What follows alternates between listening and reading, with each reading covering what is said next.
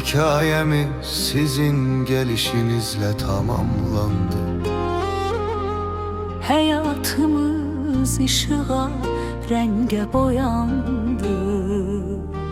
Bir möcüze, bir seriydi sanki. Kalbimize iki nur düştü, canımız, evlatlarımız.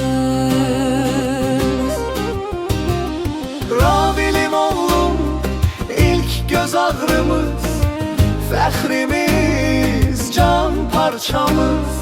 Adeliyam seni çok gözlemiştik, bizim sevimli Nazlı kızımız, siz bizim evimizin saadetisiniz.